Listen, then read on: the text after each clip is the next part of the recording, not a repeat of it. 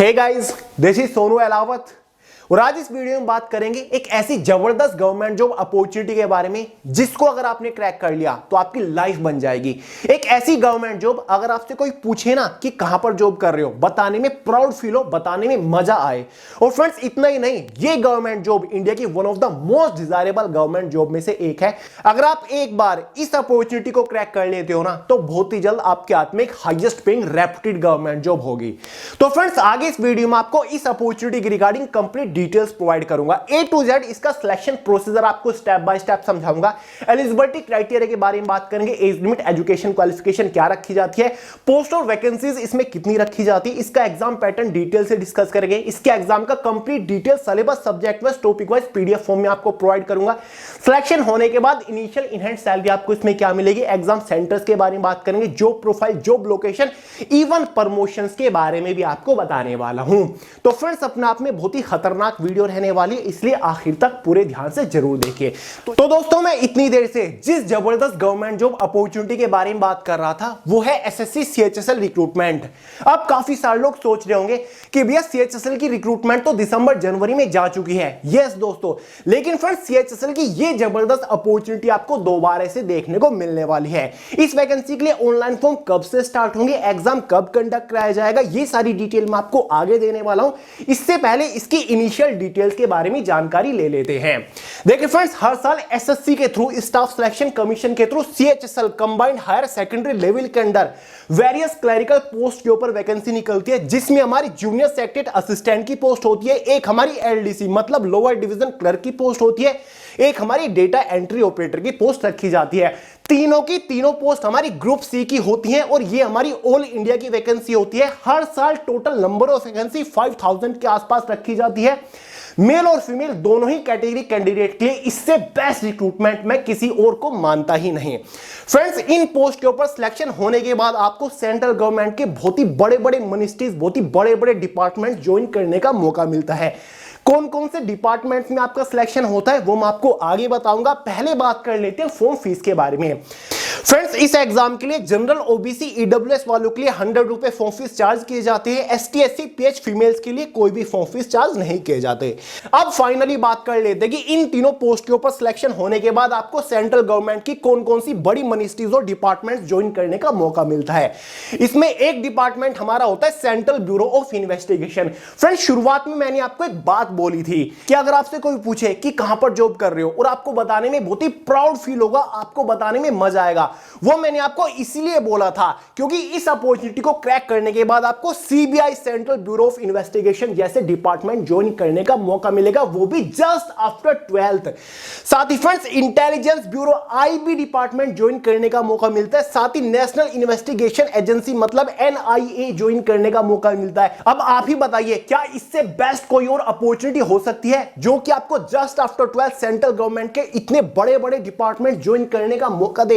इतना ही नहीं फ्रेंड्स, इसमें आपका bureau of police research and development होता है, central passport office, election commission of India, ministry of civil aviation, ministry of communication, ministry of culture, ministry of defence, ministry of external affair enforcement directorate, ministry of housing and urban affair, ministry of information broadcasting, ministry of Jal Shakti, ministry of labour and employment, ministry of port shipping waterway, central electric authority, ministry of textiles और भी काफी सारी central government के बड़े बड़े ministries और departments इसके अंदर लिस्ट है। लगभग 60 प्लस सेंट्रल गवर्नमेंट की मिनिस्ट्रीज और डिपार्टमेंट ज्वाइन करने का मौका आपको मिलता है on group C various clerical post. तो फ्रेंड्स इससे भयंकर अपॉर्चुनिटी मुझे कोई और नहीं लगती 12 पास वालों के लिए। अब बात कर लेते हैं एलिजिबिलिटी क्राइटेरिया के बारे में। सबसे पहले एज लिमिट को डिस्कस करते हैं, उसके बाद एजुकेशन क्वालिफिकेशन को डिस्कस करेंगे। फ्रेंड्स एज लिमिट जनरल वालों के लिए मिनिमम 18 ईयर होती है, मैक्सिमम 27 ईयर होती है। ओबीसी, एसटी, एससी वालों को एज के अंदर रिलैक्सेशन देखने को मिल जाता है। ओबीसी वालों को 3 ईयर का मिलता है, एसटी, एससी वालों को 5 ईयर का एज के अंदर रिलैक्सेशन मिल जाता है। बाकी जो अदर रिजर्व्ड कैटेगरी है जैसे कि पीडब्ल्यूबीडी कैटेगरी है उनको भी एज के अंदर काफी अच्छा खासा रिलैक्सेशन देखने को मिल जाता है। बात कर लेते हैं क्वालिफिकेशन के बारे में। अगर आपने 12 पास किया हुआ है तो आप एसएससी सीएचएसएल की इस जबरदस्त अपॉर्चुनिटी के लिए एलिजिबल है, आप फॉर्म अप्लाई कर सकते हैं। और दोबारा से बोल रहा हूं, वैकेंसी कब आने वाली है, फॉर्म कब स्टार्ट होंगे, एग्जाम कब कंडक्ट कराया जाएगा, ये सारी डिटेल मैं आपको आगे देने वाला हूं। देखिए फ्रेंड्स, इसमें आपकी 3 क्लरिकल पोस्ट होती है, लेकिन आपको फॉर्म एक ही अप्लाई करना होता है। उसी फॉर्म के अंदर आपको पोस्ट को प्रेफरेंस देनी होती है। क्लियर है? अब फाइनली बात कर लेते हैं सिलेक्शन प्रोसीजर के बारे में, यानी कि जब आप इस वैकेंसी के लिए ऑनलाइन फॉर्म अप्लाई कर दोगे तो फाइनल सिलेक्शन लेने तक, फाइनल ज्वाइनिंग लेने तक आपको किस किस स्टेज से होकर गुजरना पड़ेगा। बेसिकली फ्रेंड्स, इसका कंप्लीट सिलेक्शन प्रोसीजर 2 ही मेजर स्टेजेस के ऊपर टिका हुआ है। स्टेज फर्स्ट, जिसमें आपका टियर फर्स्ट होने वाला है, जिसमें आपका एक कंप्यूटर बेस्ड एग्जाम होने वाला है। साथ ही टियर सेकंड भी आपका इसमें कंडक्ट कराया जाता है, जिसमें अगेन एक और कंप्यूटर बेस्ड आपका एग्जाम कंडक्ट कराया जाता है। पहले फ्रेंड्स, इसका सिलेक्शन प्रोसीजर 3 स्टेजेस में खत्म हुआ करता था, लेकिन अब इसके सिलेक्शन प्रोसीजर को थोड़ा सा श्रिंक कर दिया गया है। अब केवल 2 ही स्टेजेस में इसका सिलेक्शन प्रोसीजर खत्म हो जाता है। अब 1 बाय 1 एक एक टियर के बारे में डिटेल से बात करते हैं। सबसे पहले बात करते हैं टियर फर्स्ट में आपका एग्जाम किस तरीके से कंडक्ट कराया जाएगा। देखिए दोस्तों, ये इसके टियर फर्स्ट एग्जाम का पैटर्न है। Tier first exam total 4 sections के अंदर डिवाइडेड होता है, मतलब 4 डिफरेंट सब्जेक्ट से एग्जाम में क्वेश्चन पूछे जाते हैं, जिसमें से फर्स्ट सेक्शन हमारा इंग्लिश लैंग्वेज का रहेगा, जहां पर इंग्लिश की बेसिक नॉलेज से क्वेश्चन पूछे जाते हैं। इस सेक्शन से टोटल 25 क्वेश्चन आते हैं, लेकिन एक क्वेश्चन के लिए आपको 2 मार्क प्रोवाइड किए जाते हैं, इसलिए ये वाला सेक्शन हमारा 50 मार्क्स का हो जाता है। सेकेंड सेक्शन हमारा जनरल इंटेलिजेंस का रहेगा, इससे टोटल 25 क्वेश्चन आएंगे और ये सेक्शन भी हमारा 50 मार्क्स का हो जाएगा। थर्ड सेक्शन क्वांटिटेटिव एप्टीट्यूड का रहेगा, जहां पर बेसिक अर्थमेटिक स्किल से क्वेश्चन पूछे जाते हैं। 25 क्वेश्चंस का ये सेक्शन है, 50 मार्क्स का ये सेक्शन हमारा हो जाता है। चौथा सेक्शन हमारा जनरल अवेयरनेस का मोस्ट इंपोर्टेंट सेक्शन है, 25 क्वेश्चंस इससे भी आते हैं, 50 मार्क्स का ये सेक्शन हो जाता है। इसी के बेसिस पर एग्जाम में टोटल 100 क्वेश्चंस होते हैं और एग्जाम टोटल 200 मार्क्स का हो जाता है, क्योंकि एक क्वेश्चन के लिए 2 मार्क प्रोवाइड किए जा रहे हैं। एग्जाम की टोटल टाइम ड्यूरेशन 60 मिनट्स यानी कि 1 आवर होती है और एग्जाम में आपकी 0.50 मार्क्स की नेगेटिव मार्किंग भी रहती है। क्लियर है? देखिए दोस्तों, फर्क इतना है कि जो टियर फर्स्ट एग्जाम है ना, वो केवल क्वालिफाइंग नेचर है। टियर फर्स्ट एग्जाम में जो भी मार्क्स आप ऑब्टेन करोगे वो फाइनल कट ऑफ को, फाइनल सिलेक्शन को इफेक्ट नहीं करेंगे।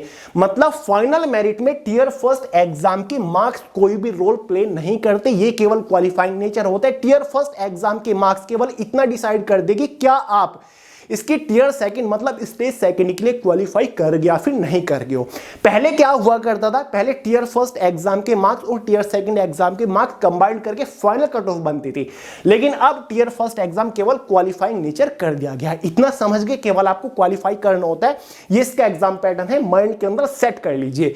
एग्जाम सिलेबस आगे मैं आपको प्रोवाइड कराऊंगा। देखिए फ्रेंड्स, जैसे ही आप इसके टियर फर्स्ट को क्वालिफाई कर लेते हो, उसके बाद आपको टियर सेकंड एग्जाम के लिए बुलाया जाएगा, जो कि मोस्ट इंपोर्टेंट है। आई होप आपको टियर सेकंड एग्जाम का पैटर्न स्क्रीन के ऊपर दिखाई दे रहा होगा। टियर सेकंड एग्जाम आपका 2 सेशंस के अंदर डिवाइडेड है, सेशन फर्स्ट और सेशन सेकंड। सेशन फर्स्ट में आपका एक सेक्शन फर्स्ट है, जिसमें 2 डिफरेंट सब्जेक्ट से एग्जाम में क्वेश्चन पूछे जाएंगे, जिसमें आपका मैथमेटिकल एबिलिटी रहने वाला है, मतलब क्वांटिटेटिव एप्टीट्यूड से क्वेश्चन पूछे जाएंगे। टोटल मैथमेटिक्स से आपके 30 क्वेश्चन आएंगे, साथ ही रीजनिंग एंड जनरल इंटेलिजेंस से भी टोटल 30 क्वेश्चन आने वाले हैं। टियर सेकंड एग्जाम में डिफरेंस इतना है कि एक क्वेश्चन के लिए यहां पर 3 मार्क्स आपको प्रोवाइड किए जाएंगे, इसलिए एक सेक्शन यानी कि जिससे टोटल 30 क्वेश्चन आ रही है, ये सेक्शन आपका 90 मार्क्स का हो जाता है। ठीक है, रीजनिंग भी आपका 90 मार्क्स का हो जाता है। इसलिए जो सेक्शन फर्स्ट है, जिसमें आपका मैथमेटिकल एबिलिटी है, साथ ही रीजनिंग और जनरल इंटेलिजेंस है, ये आपका टोटल 180 मार्क्स का हो जाता है और इस सेक्शन को सोल्व करने के लिए आपके पास 1 आवर रहने वाले हैं। ठीक है, यानी कि 60 मिनट्स रहेंगे। इसी के साथ साथ सेशन फर्स्ट में आपका सेक्शन सेकंड भी है, जिसमें भी आपके 2 सब्जेक्ट है, जिसमें से एक इंग्लिश लैंग्वेज एंड कॉम्प्रिहेंशन रहेगा। इस सेक्शन से टोटल आपके 40 क्वेश्चंस आने वाले हैं। ठीक है, इंग्लिश से टोटल 40 क्वेश्चन आएंगे। अगेन एक क्वेश्चन के लिए 3 मार्क प्रोवाइड किए जाएंगे, इसलिए ये वाला सेक्शन आपका 120 मार्क्स का हो जाता है। साथ ही दूसरा जो सब्जेक्ट है हमारा जनरल अवेयरनेस है, इससे टोटल 20 क्वेश्चंस आने वाली है। अगेन एक क्वेश्चन के लिए 3 मार्क दिए जाएंगे, इसलिए ये वाला सेक्शन 60 मार्क्स का हो जाता है। क्लियर है? तो टोटल जो सेक्शन सेकंड है, मतलब इंग्लिश और जनरल अवेयरनेस को मिलाकर ये सेक्शन की जो टोटल मार्किंग हो गई वो अगेन आपकी 180 मार्क्स हो गई और इस सेक्शन को सोल्व करने के लिए आपके पास अगेन 1 आवर रहने वाला है, यानी कि 1 आवर आपको मैथ और रीजनिंग सोल्व करने के लिए मिलेगा और 1 आवर आपको इंग्लिश और जनरल अवेयरनेस सोल्व करने को मिलने वाला है। क्लियर है? ये अभी आपका सेशन फर्स्ट ही चल रहा है। सेशन फर्स्ट में आपका सेक्शन थर्ड है, जिसमें आपका कंप्यूटर नॉलेज से क्वेश्चन पूछे जाएंगे। ये भी आपका ऑब्जेक्टिव टाइप ही रहेगा। इससे टोटल 15 क्वेश्चन आएंगे और अगेन एक क्वेश्चन के लिए 3 मार्क आपको दे जाएगा, इसलिए ये सेक्शन आपका 45 मार्क्स का हो जाता है। और 50 मिनट इस सेक्शन की क्वेश्चन पेपर की टाइम ड्यूरेशन रहेगी, यानी कि जो कंप्यूटर के बेसिक क्वेश्चन होंगे ना 15, वो आपको 15 मिनट के अंदर ही सोल्व करके दिखाने होते हैं। ठीक है, तो ये आपका सेशन फर्स्ट खत्म होता है। सेशन फर्स्ट खत्म होने के बाद सेम डे पर आपका सेशन सेकंड होगा, लेकिन पहले नेगेटिव मार्किंग के बारे में सुन लीजिए। यहां पर 1 मार्क्स की आपकी नेगेटिव मार्किंग रखी गई है, चाहे वो आपका सेक्शन फर्स्ट हो, सेक्शन सेकंड हो या फिर सेक्शन थर्ड हो, यानी कि एक गलत क्वेश्चन पर आपका 1 मार्क काट लिया जाएगा। क्लियर है? यहां पर एक और चीज ध्यान देने वाली है, सेक्शन फर्स्ट जो है, सेक्शन सेकंड जो है, ये दोनों हमारे मोस्ट इंपोर्टेंट है, लेकिन सेक्शन थर्ड जो है वो केवल क्वालिफाइंग नेचर है। पहले 2 सेक्शन के जो मार्क्स है वो फाइनल कट ऑफ में ऐड होंगे, यानी कि इन दोनों सेक्शन के मार्क्स के बेसिस पर आपकी फाइनल कट ऑफ बनाई जाएगी। लेकिन सेक्शन थर्ड आपका केवल क्वालिफाइंग नेचर है, ये फाइनल कट ऑफ में कोई भी रोल प्ले नहीं करेगा। क्लियर है फ्रेंड्स? अगर आप इन तीनों सेक्शंस को क्वालिफाई कर लेते हो, उसके बाद आपको सेशन सेकंड में बैठाया जाएगा, जहां पर आपका स्किल टेस्ट होने वाला है, मतलब टाइपिंग टेस्ट होने वाला है। तो भाई क्लरिकल पोस्ट है, ऑब्वियस सी बात है आपका टाइपिंग टेस्ट तो होगा ही। टाइपिंग टेस्ट भी आपका 2 तरीके का होगा, जिसमें एक पार्ट ए होगा, पार्ट बी होगा। पार्ट ए केवल डेटा एंट्री ऑपरेटर पोस्ट के लिए है, पार्ट बी हमारा जूनियर सेक्रेटरी असिस्टेंट और एलडीसी की पोस्ट के लिए है। पहले पार्ट बी के बारे में बात करें, ये आपका सिंपल टाइपिंग टेस्ट होगा, जहां पर आपको टाइपिंग करके दिखानी होती है। या तो आप हिंदी की टाइपिंग कर दीजिए या फिर आप इंग्लिश की टाइपिंग कर दीजिए। इंग्लिश वालों को 35 वर्ड पर मिनट की स्पीड निकालनी होती है, हिंदी वालों को 30 वर्ड पर मिनट की स्पीड निकालनी होती है। टाइपिंग टेस्ट के लिए आपको 10 मिनट्स दी जाएंगे, मतलब 10 मिनट में आपको टाइपिंग करनी होती है। टाइपिंग टेस्ट क्वालिफाइंग नेचर है, इसके लिए आपको कोई भी एक्स्ट्रा एडिशनल मार्क नहीं दिया जाएगा। अगर आप डेटा एंट्री ऑपरेटर की पोस्ट के लिए क्वालिफाई करते चल रहे हो, तो यहां पर आपका एक स्किल टेस्ट होगा, जिसमें आपको डेटा एंट्री करके दिखानी होती है। 15 मिनट का यह आपका एक डेटा एंट्री का टेस्ट होने वाला है, जहां पर की डिप्रेशंस करने होते हैं, एंट्री करके दिखानी होती है। ये डिटेल आप स्क्रीन के ऊपर देख रहे हैं, ये आपकी एक्यूरेसी वगैरह होती है। तो क्लियर है? ये आपका टियर सेकंड एग्जाम है, शायद आप इसको अच्छे समझ गए होंगे। अब फाइनली बात करते हैं, अगर आप टियर सेकंड एग्जाम को क्वालिफाई कर लेते हो तो फाइनल सिलेक्शन के बारे में बात करते हैं। फाइनल सिलेक्शन किस बेसिस पर होगा? फाइनल सिलेक्शन आपका फाइनल मेरिट के बेसिस पर होगा। फाइनल मेरिट किस बेसिस पे बनाई जाएगी? फाइनल मेरिट आपकी टियर सेकंड एग्जाम के मार्क्स के बेसिस पर बनाई जाएगी, और टियर सेकंड में जो सेक्शन फर्स्ट और सेक्शन सेकंड है, उन दोनों के मार्क्स के बेसिस पर बनाई जाएगी। फाइनल मेरिट आपकी 360 मार्क्स में से बनेगी। 360 मार्क्स में से क्यों? टियर सेकंड में आपने अगर ध्यान दिया होगा, सेक्शन फर्स्ट हमारा 180 मार्क्स का था, सेक्शन सेकंड भी हमारा 180 मार्क्स का था। दोनों को जोड़ोगे तो कितना हो जाता है? 360 मार्क्स हो जाते हैं, क्योंकि टियर सेकंड में सेक्शन फर्स्ट हमारा 180 मार्क्स और सेक्शन सेकंड भी 180 मार्क्स, तो टोटल हमारा 360 मार्क्स। तो फाइनल कट ऑफ आपकी 360 मार्क्स में से बनेगी। अगर आप इस कट ऑफ को क्वालिफाई कर लेते हो, फाइनली आपका सिलेक्शन हो जाएगा। और ध्यान देने वाली बात है, ये कट ऑफ आपकी कैटेगरी वाइज तो रहेगी, OBC, ST, SC, general, EWS wise तो रहेगी, साथ ही ये आपकी पोस्ट वाइज भी रहने वाली है। यानी कि डेटा एंट्री ऑपरेटर की कट ऑफ कुछ और होगी, जनरल कैटेगरी की, ओबीसी कैटेगरी की, साथ ही एलडीसी की कट ऑफ कुछ और होगी, जनरल, ओबीसी, एसटी, एससी की, साथ ही जीएससी, जूनियर सेक्रेटरी असिस्टेंट की कट ऑफ कुछ और होगी। इसी के अकॉर्डिंग आपको पोस्ट दी जाती है। ठीक है, यानी कि जिस पोस्ट की कट ऑफ में आप फिट बैठते हो, वही पोस्ट के लिए आप एलिजिबल होगे, वही पोस्ट आपको दी जाएगी। और फ्रेंड्स, डिपार्टमेंट किस तरीके से डिस्ट्रीब्यूट होते हैं, यानी कि ये कैसे डिसाइड होगा कि आपको सीबीआई मिलेगा या फिर मिनिस्ट्री ऑफ डिफेंस मिलेगा या फिर आपको आईबी डिपार्टमेंट मिलेगा या फिर आपको नेशनल इन्वेस्टिगेशन एजेंसी मिलेगी। देखिए फ्रेंड, जब आपकी फाइनल कट ऑफ बन जाती है, उसके बाद एक और इसका फॉर्म आपको अप्लाई करना होता है, जो कि प्रेफरेंस होता है, जहां पर आपको डिपार्टमेंट प्रेफरेंस देनी होती है कि मेरी फर्स्ट प्रेफरेंस सीबीआई है, मेरी सेकंड प्रेफरेंस आईबी है, मेरी थर्ड प्रेफरेंस डिफेंस है, मेरी fourth preference ministry of textile है। तो इस तरीके से आपको डिपार्टमेंट को प्रेफरेंस देनी होती है, क्योंकि जो कट ऑफ बनते हैं ना, वो डिपार्टमेंट वाइज भी रहती है। जैसे कि सीबीआई डिपार्टमेंट हो गया, सीबीआई डिपार्टमेंट के अंदर अगर एलडीसी की पोस्ट है तो जनरल कैटेगरी की कट ऑफ कुछ और होगी, ओबीसी कैटेगरी की कट ऑफ कुछ और होगी, एससी कैटेगरी की कट ऑफ कुछ और होगी। तो भाई डिपार्टमेंट वाइज आपकी पोस्ट वाइज कट ऑफ बनती है, उसी के अकॉर्डिंग आपको पोस्ट और डिपार्टमेंट डिस्ट्रीब्यूट किया जाता है। क्लियर है? यहां तक समझ गए? तो आपको टियर सेकंड एग्जाम में हाईएस्ट स्कोर करना होगा अगर आपको अपनी मनपसंद पोस्ट चाहिए, आपको अपना मनपसंद डिपार्टमेंट चाहिए, क्योंकि सब कुछ आपके मार्क्स के ऊपर डिपेंड करता है, सब कुछ आपकी प्रेफरेंस के ऊपर डिपेंड करता है। क्लियर है, यहां तक समझ गए। अब फाइनली बात कर लेते हैं इसके एग्जाम सिलेबस के बारे में। देखिए फ्रेंड्स, चाहे आपका टियर फर्स्ट एग्जाम हो या फिर टियर सेकंड एग्जाम हो, दोनों ही एग्जाम का complete detail syllabus subject wise topic wise PDF form में मैंने way to success official Telegram channel के अंदर प्रोवाइड करा दिया। वहां से आप इजीली पीडीएफ फॉर्म में डाउनलोड करके देख सकते हैं कि कौन से सब्जेक्ट के अंदर कौन से टॉपिक के ऊपर आपको मोस्टली फोकस करना है। लिंक डिस्क्रिप्शन बॉक्स में ही है। साथ ही बेस्ट बुक भी आपको रिकमेंड कर देता हूं, general awareness most important section है। 25 क्वेश्चन आपके टियर फर्स्ट एग्जाम में आ रहे हैं और जनरल अवेयरनेस सीएचएसएल एग्जाम में इकलौता ऐसा सेक्शन है जिसके अंदर सबसे कम स्कोर कर पाते हैं मैक्सिमम स्टूडेंट। इसके लिए हमारी खुद की वे टू सक्सेस की क्रांतिकारी बुक आती है सामान्य अध्ययन के नाम से, जिसके अंदर एसएससी एग्जाम्स में सबसे ज्यादा बार पूछे गए जनरल अवेयरनेस के क्वेश्चंस इंक्लूड है, exam wise, shift wise, date wise. हर एक क्वेश्चन का सॉल्यूशन आपको मिल जाएगा। फ्रेंड्स, इस बुक के थ्रू आप रियल क्वेश्चंस के ऊपर प्रैक्टिस कर रहे होंगे, आप उन क्वेश्चंस के ऊपर प्रैक्टिस कर रहे होंगे जो कि एसएससी के एग्जाम्स में सबसे ज्यादा बार पूछे जाते हैं। तो फ्रेंड्स, बहुत ही क्रांतिकारी बुक है। अगर आपने इस बुक में दिए गए हर एक क्वेश्चन के ऊपर एक बार अच्छे से प्रैक्टिस कर ली ना, तो एसएससी सीएचएसएल लिखा एसएससी का कोई भी एग्जाम है ना, आप जनरल अवेयरनेस के अंदर हाईएस्ट स्कोर ही करके आओगे, ये मेरी गारंटी है। अगर आपके पास ये बुक नहीं है, लिंक डिस्क्रिप्शन बॉक्स में बुक फ्लिपकार्ट के ऊपर भी अवेलेबल है, फटाफट परचेज करके धुआंधार तैयारी शुरू कर दीजिए, क्योंकि फ्रेंड्स ये वन एंड ओनली इस स्पेसिफिकेशन के साथ इंडिया के अंदर केवल एक ही बुक अवेलेबल है। ठीक है, इस टाइप की और बुक आपको मिलेगी भी नहीं मार्केट के अंदर। एसएससी नहीं, इवन आपका कोई भी एग्जाम हो, रेलवे एग्जाम हो या फिर DSSB का एग्जाम हो, वेरियस एग्जाम्स में पूछे क्वेश्चन हमने इस बुक के अंदर इंक्लूड किए हैं जो सबसे ज्यादा बार पूछे गए, एग्जाम वाइज, डेट वाइज है। तो एक बार चेकआउट जरूर कर लीजिएगा। क्लियर है, सिलेबस बता दिया, बुक बता दी, एग्जाम सेंटर के बारे में बता देता हूं। देखिए फ्रेंड्स, एग्जाम सेंटर का कोई बहुत बड़ा इशू नहीं है सीएचएसएल की रिक्रूटमेंट के साथ। जब आप इसका ऑनलाइन फॉर्म अप्लाई कर रहे होंगे, आपके पास एक ऑप्शन रहता है जहां पर आप अपनी चॉइस के अकॉर्डिंग किन्हीं 3 एग्जाम सेंटर्स को प्रेफरेंस दे सकते हो। तो आपको अपने आसपास, अपने होम स्टेट में, अपनी पास की सिटी में ही एग्जाम सेंटर देखने को मिल जाता है। अब फाइनली बात कर लेते हैं सिलेक्शन होने के बाद किस पोस्ट के ऊपर आपको इनिशियल इन हैंड सैलरी क्या मिलने वाली है। देखिए दोस्तों, सारी की सारी पोस्ट हमारी ग्रुप सी की क्लरिकल पोस्ट है, जो हमारी जेएसए जूनियर सेक्रेटरी असिस्टेंट की पोस्ट है, एलडीसी की पोस्ट है। इन पोस्ट का ग्रेड पे 2000 है। डेटा एंट्री ऑपरेटर की पोस्ट का ग्रेड पे हमारा 2400 है। तो डेटा एंट्री ऑपरेटर की पोस्ट थोड़ी हायर लेवल की पोस्ट रहती है। पहले बात कर लेते हैं जूनियर सेक्रेटरी असिस्टेंट और एलडीसी की पोस्ट की सैलरी क्या रहेगी। इन पोस्ट के ऊपर सिलेक्शन होने के बाद आपकी इनिशियल इन हैंड सैलरी 32,000 के आसपास रहने वाली है with all and extra allowances.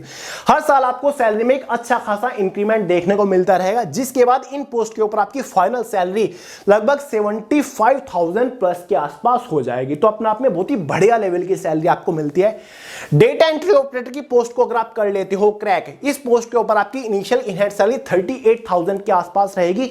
हर साल सैलरी में आपको एक अच्छा खासा इंक्रीमेंट देखने को मिलता रहेगा, जिसके बाद आपकी फाइनल सैलरी 93,000 के आसपास हो जाएगी। तो भाई डेटा एंट्री ऑपरेटर की थोड़ी हायर लेवल की पोस्ट होती है, तो सैलरी आपको बढ़िया लेवल की देखने को मिलेगी। फाइनली बात करते हैं जॉब प्रोफाइल के बारे में। सिलेक्शन होने के बाद किस पोस्ट के ऊपर आपको काम क्या करना पड़ेगा। सारी की सारी पोस्ट हमारी क्लरिकल पोस्ट, आपको हमेशा ऑफिस सेक्शन के अंदर रहकर क्लरिकल काम करना पड़ेगा, कंप्यूटर बेस्ड, कंप्यूटर रिलेटेड काम करना पड़ेगा। कोई भी फील्ड ड्यूटी नहीं है इसमें, आपको हमेशा ऑफिस सेक्शन के अंदर रहकर काम करना होता है, चाहे आपकी जूनियर सेक्रेटरी असिस्टेंट की पोस्ट हो, एलडीसी की या फिर डेटा एंट्री ऑपरेटर की पोस्ट हो। क्लियर है। जॉब लोकेशन के बारे में बात करें तो ऑल ओवर इंडिया आपकी जॉब लोकेशन रहती है। अगर आपके स्टेट में इन डिपार्टमेंट्स का कोई सब ऑफिस है या फिर रीजनल ऑफिस है, तो आपको अपने होम स्टेट में भी जॉब लोकेशन देखने को मिल सकती है। और काफी ज्यादा चांसेस होते हैं कि आपको हेड ऑफिस के अंदर पोस्टिंग मिल जाती है, यानी कि जो मिनिस्ट्रीज है दिल्ली के अंदर, आपको उनके अंदर भी पोस्टिंग मिल जाती है। फाइनली बात कर लेते हैं प्रमोशंस के बारे में। तो फ्रेंड्स, प्रमोशन बहुत ही इंटरेस्टिंग है। 3 साल बाद प्रमोशंस के चांसेस बन जाते हैं इन पोस्ट के ऊपर। जैसे कि एलडीसी की पोस्ट है, अगर आप लगातार 3 साल तक एलडीसी की पोस्ट के ऊपर काम कर रहे हो, तो उसके बाद काफी सारी प्रमोशंस की अपॉर्चुनिटी निकलती है। इंटरनली डिपार्टमेंट के अंदर प्रमोशंस की अपॉर्चुनिटी निकलती है, उनके थ्रू आप प्रमोशन ले सकते हो, या फिर आपकी परफॉर्मेंस के बेसिस पर आपको प्रमोशंस देखने को मिल जाते हैं। फिर एक्सटर्नली जो अपर पोस्ट निकलती है, उनके लिए अप्लाई करके भी आपको प्रमोशंस देखने को मिल जाते हैं। एलडीसी की पोस्ट के बाद आप यूडीसी की पोस्ट के ऊपर पहुंच जाते हो, अपर डिवीजन क्लर्क की पोस्ट के ऊपर पहुंच जाते हो। यूडीसी की पोस्ट के बाद आपको सेक्शन ऑफिसर की पोस्ट देखने को मिल जाती है। वहीं पर जूनियर सेक्रेटरी असिस्टेंट के बाद आप सीनियर सेक्रेटरी असिस्टेंट की पोस्ट के ऊपर पहुंच जाते हो। उसके बाद आप पर्सनल असिस्टेंट की पोस्ट के ऊपर भी पहुंच जाते हो, सीनियर पर्सनल असिस्टेंट की पोस्ट तक आप पहुंच जाते हो। क्लियर है? तो भाई प्रमोशंस की भी काफी अच्छी खासी अपॉर्चुनिटी इन पोस्ट के ऊपर आपको देखने को मिल जाती है। तो भाई ये कंप्लीट डिटेल्स आई होप मैंने आपको इस रिक्रूटमेंट के अकॉर्डिंग दे दी है। अब फाइनली बात कर लेते हैं कि भाई आने वाले टाइम में आपको सीएचएसएल की ये जबरदस्त अपॉर्चुनिटी कब देखने को मिलेगी। तो फ्रेंड्स, इस वैकेंसी के लिए जो ऑनलाइन फॉर्म स्टार्ट होंगे अब वो 9 मई 2023 से होंगे, यानी कि आपके पास बहुत ज्यादा टाइम नहीं है। नई रिक्रूटमेंट आपको दोबारा से देखने को मिलने वाली है। एसएससी ने अपना एनुअल एग्जाम कैलेंडर जारी कर रखा है, तो उसमें ऑफिशियल डेट है कि भाई सीएचएसएल 2023 की वैकेंसी 9 मई से स्टार्ट होने वाली है। फॉर्म की लास्ट डेट 8 जून रहेगी। साथ ही टियर फर्स्ट जो एग्जाम कंडक्ट कराया जाएगा वो जुलाई अगस्त 2023 के अंदर कराया जाएगा। तो भाई सोचने का टाइम नहीं है, अब तो बुक उठाइए, पेन उठाइए और धुआंधार वाली तैयारी में लग जाइए, क्योंकि इस बार यार किसी ना किसी सेंट्रल गवर्नमेंट की मिनिस्ट्री या फिर डिपार्टमेंट में एक हायर पोस्ट के ऊपर सिलेक्शन लेना है, चाहे कुछ भी हो जाए। और मैं तो हमेशा आपके साथ हुई, बहुत सारी इंटरेस्टिंग डिटेल वीडियो आपके लिए लेकर आऊंगा। बहुत ज्यादा इंपॉर्टेंट मटेरियल आपको प्रोवाइड कराने वाला हूं, हमेशा की तरह बहुत सारी इंपॉर्टेंट मैराथन आपको प्रोवाइड कराऊंगा। एग्जाम ओरिएंटेड, एग्जाम को क्रैक करने के तरीके, स्ट्रेटजी आपके साथ शेयर करूंगा। टॉप स्कोरिंग टॉपिक्स क्या क्या आपको पढ़ना है, स्मार्ट सिलेबस जैसी चीजें आपको प्रोवाइड कराने वाला हूं। तो फ्रेंड्स, अगर आपको सीएचएसएल क्रैक करना है तो अभी चैनल को सब्सक्राइब करके बेल आइकन को प्रेस कर दीजिए, क्योंकि चाहे कुछ भी हो जाए, मैंने भी ठान लिया कि इस बार तो सीएचएसएल क्रैक कराना है, चाहे कुछ भी हो जाए। तो चलिए दोस्तों, इस वीडियो में इतना ही रखते हैं। उम्मीद करता हूं वीडियो पसंद आया, लाइक करेगा, दोस्तों शेयर करेगा, चैनल को सब्सक्राइब करना मत भूलिएगा। कोई भी डाउट हो, कोई भी सवाल हो तो कमेंट करके पूछ सकते हैं, वरना आपको सोनू हेलावत के नाम से इंस्टाग्राम के ऊपर मिल जाऊंगा। तो चलिए दोस्तों, इस वीडियो में इतना ही था। मिलते हैं अगली वीडियो में बहुत जल्द, तब तक के लिए जय हिंद।